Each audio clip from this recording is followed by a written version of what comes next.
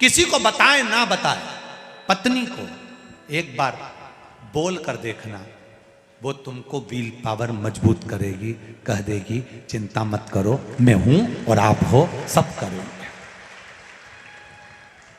पर पति पत्नी को ऐसा धुतकार, तू चुप रहे, तेरे में अक्ल नहीं है, तू तो पगली है।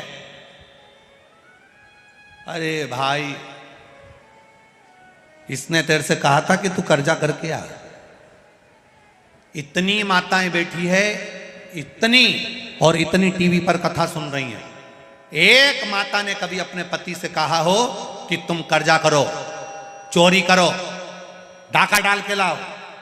कोई नारी अपने पति को चोरी करता नहीं देखना चाहती, कोई पत्नी अपने पति को डाका डालते नहीं देखना चाहती, कोई पत्नी अपने पति को कर्जे में डूबते हुए नहीं देखना चाहती। पत्नी हमेशा पति को चंद्रमा की रोशनी की तरह बढ़ती हुई देखना चाहती है, सूरज की रोशनी की तरह बढ़ते हुए। अब कर्जा हो गया, तकलीफ आ गई, बुरा करिया है, बेकार काम करिया है, तो घबराना नहीं। अपनी धर्म पत्नी को एक बार आद्य शक्ति समझकर, पार्वती समझकर, शिव की शक्ति समझकर उसको भी अपनी बात कहो, दिल से कहो, जो सच है उसको कहो।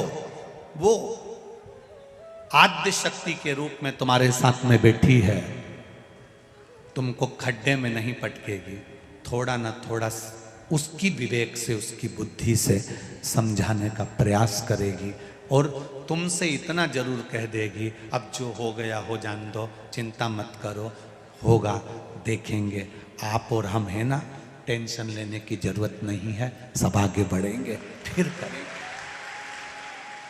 ये नारी का बल है, ये नारी की बलता है, ये उसका धैर्य है।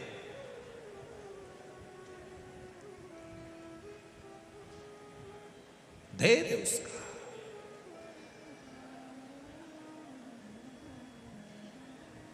पत्नी मर गई,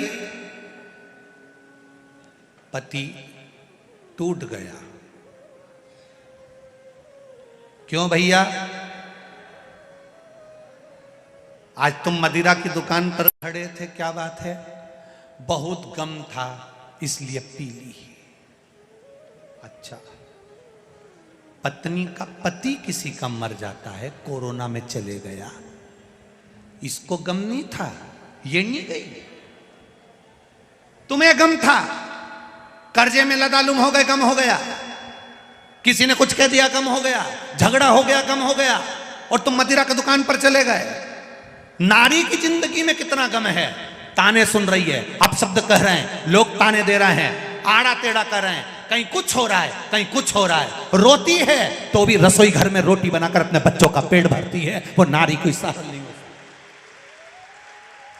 गम तुमको है, गम इसको नहीं। जो आता है, पति आया तो दो शब्द कह गया, देवर आया तो कह गया, जेठ आया तो कह गया, ससुरा आया तो कह गया, सासू आई तो कह दिया, मायके वाले बोले तो बोल दिया, भैया से बोलो तो भैया बोले, भाभी से बोलो तो भाभी बोले। एक नारी, बेटा है तो बेटा बोले, छोरी है तो छोरी बोले, एक नारी जिंदगी भर सुने, इसको गम नहीं है। फिर भी शंकर की आदि शक्ति इसके अंदर विराजमान है, इसलिए धैर्य रखती है, फिर आगे बढ़ जाती है, रोती है, पोंछती है आंसू, फिर भी तुम्हारा साथ दे जाती है, फिर भी साथ देती है। वो नारी है। और तुम कहते तुम्हें अकल नहीं है, तू चुप रहे, तेरे में अकल नहीं, तेरे में अकल नहीं। और जब पूरी तरह से खड्डे में गिर जाता है, तब आखिरी में कोई साथ नहीं देता, तब वो फिर पत्नी कहती है, ये मेरी रकम पड़ी हुई है, उतार कर दे देती है, बेची आओ, ले जाओ, कर्जा चुका दो। आखिरी में भी कोई साथ दे रही है, अंत बिंदु में वो साथ दे रही है। और एक बात अपनी जिंदगी में उतार कर रखना, रकम दुकान पर कब जाती है? जब घर में दुख आता है। किसी भी नारी की रकम दुकान पर ऐसे नहीं जाती। बोलो री जीजियां सही है कि गलत है? घर में कर्जा बढ़ गया, दुख आ गया, तकलीफ आ गई, परेशानी आ गई, तब घर की रकम दुकान पर जाती है।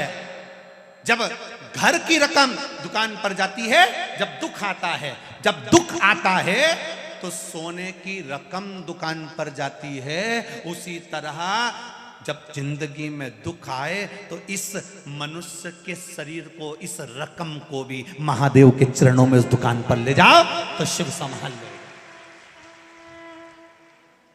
सोने की रकम दुकान पर जा रही है, सोने की रकम दुकान पर पहुंच रही है। ये शरीर भी उस परमात्मा की चौखट तक जाना चाहिए।